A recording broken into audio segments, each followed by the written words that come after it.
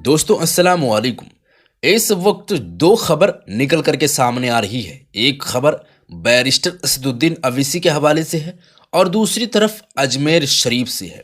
जो अजमेर शरीफ से खबर निकल करके सामने आ रही है, ये खबर में ये बताई जा रही है कि मौजूदा दौर में जो मुसलमानों का अभी हालात है, चाहे त्रिपुरा का हो या फिर दिल्ली का हो, आसाम का हो, इंडिया के कोई भी कोने से हो, जो मुसलमानों के साथ इस तरीके से अत्याचार, जुल्म और नाइंसाफ़ी हो रही है, इसी को देखते हुए अजमेर शरीफ से जो खबर निकल करके सामने आ रही है, वो खबर को जानना आप लोगों को बेहद ज़रूरी है। साथ ही साथ में आप लोगों को बताऊंगा जो बैरिस्टर असदुद्दीन अवीसी के हवाले से खबर निकल करके सामने आ रही है, उन्होंने अपने ट्विटर हैंडल अकाउंट के ज़रिए से जो लिख करके लोगों को बातें बताए हैं, जो पहुंचाए हैं, मैसेज पहुंचाए हैं, वो हम आज की इस वीडियो में बताएंगे। और मैं थोड़ा सा आप लोगों को बता देना चाहता हूं कि बैरिस्टर असदुद्दीन अवीसी साहब ने जो अपने ट्विटर हैंडल अकाउंट के ज़रिए से लोगों को बातें बताए हैं, और उसमें अमित शाह को भी शामिल किए गए हैं।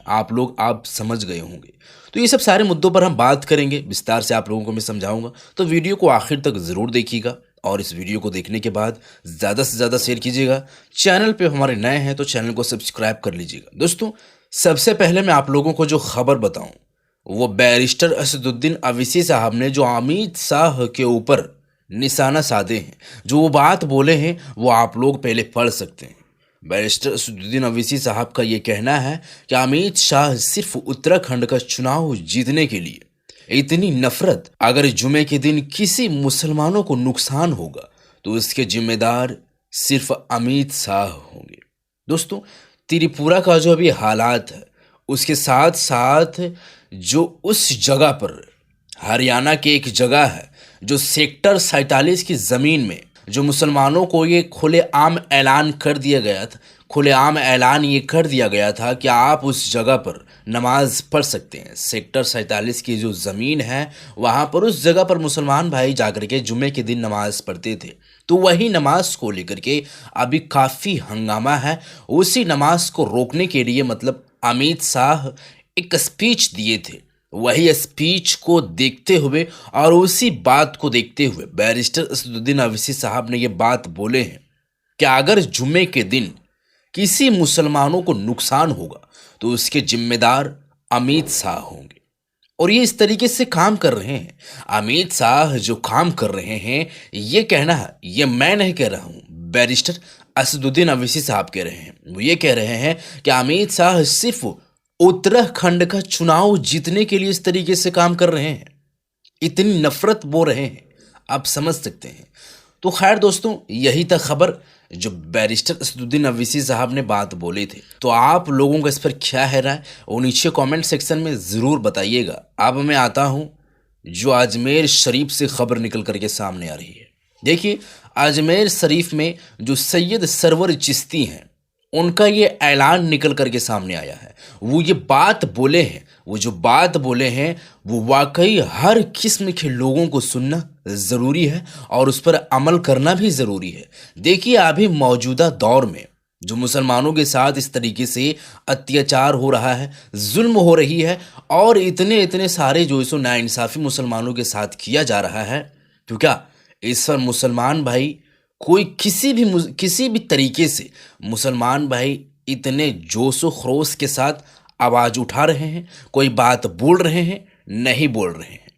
मुसलमानों को मारा जा रहा है, पीटा जा रहा है, और जगह जगह पर मॉब लिंचिंग भी किया जा रहा है, मस्जिदों को जलाई जा रही है, लेकिन फिर भी मुसलमान भाई अपने आप में है, आवाज़ किसी भी तरीके से नहीं उठा रहे हैं।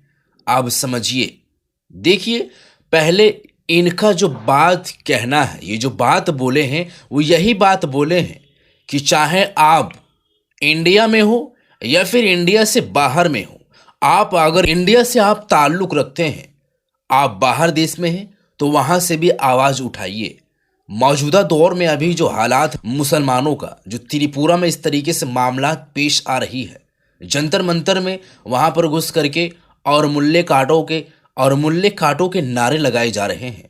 आसाम में इस तरीके से हालात था, और जगह जगह पर महीने में ऐसा कोई भी दिन नहीं होगा जो इस तरीके से मामला पेश नहीं आता होगा।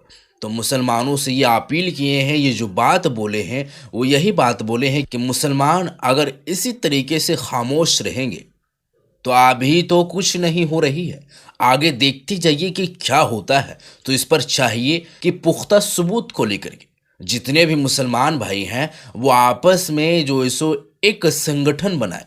संगठन बनाने का मतलब मेरा ये नहीं है कि लोगों को नुकसान पहुंचाएं। आप अपने लिए भी और दुनिया में जितने भी मुस्लिम भाई हैं, मुस्लिम भाई बहन हैं जो उनके साथ इस तरीके से मामला पेश आती है, उनके लिए आप आवाज़ उठाएं, क्योंकि बहुत हो गया। अभी तक तो बहुत हो गया, कोई भी एक्शन नहीं ले रहे हैं, चाहे वो नरसिंहानंद हो या फिर नरसिंहानंद जैसे लोग, जितने भी लोग हैं वो सारे के सारे लोग हों, उन पर आप आवाज़ उठाएं, एक्शन लें और मतलब ज़्यादा से ज़्यादा आप इस तरीके से करने की कोशिश करें। मुसलमान भाई बहुत चुप रह गए, कुछ नहीं बोले, तो आप इस तरीके के काम ज़रूर करें। मतलब शॉर्ट में आप लोगों को ये बात मैं बताऊं तो त्रिपुरा का जो अभी हालात है, आसाम में है, जो दिल्ली में जंतर मंतर में घुस करके मुल्ले काटो के नारे लगाए जा रहे थे, या फिर जो सो अभी मुसलमानों के साथ यूपी हो, बिहार हो, बंगाल हो या फिर कहीं भी किसी भी कोई भी स्टेट हो, उस जगह पर जो मुसलमानों के साथ इस तरीके से किया जाता है, जो भगवतधारी के लोग आकर के, आरएसएस के लोग आकर के जो इस तरीके से काम करते हैं, तो इसी चीज़ को देखते हुए वो ये बात बोले हैं कि अब मुसलमान भाई बहुत खामोश रह गए, आप अपने हक में आवाज़ उठाएं और इस तरीके के काम आप ज़रूर करें। मेरे से जहाँ तक होता है मैं आवाज़ उठाने की कोशिश करता हूँ, चाहे वो एनपीआर हो, सीएए हो या फिर कोई भी ऐसी गाइडलाइंस जो उस गाइडलाइंस को लागू नहीं करना चाहिए, तो उस पर हम आवाज़ ज़रूर उठाते हैं। आप लोग भी ऐसी आवाज़ ज़रूर उठाएं। तो दोस्तों, आप लोगों का इस पर क्या है राय? जो अभी त्रिपुरा के हालात को देखते हुए जो अजमेर शरीफ से सैयद सरवर चिश्ती साहब ने ये जो बात बोले हैं, वो वाकई इस पर लोगों को गौर फिक्र करनी चाहिए, या फिर इस पर आप लोगों का जो भी है राय वो नीचे कमेंट सेक्शन में कमेंट करके ज़रूर बताइएगा। तो मिलते हैं आप लोगों से किसी अगले वीडियो में, तब तक के लिए खुदा हाफिज़, आप अपना ख्याल रखें।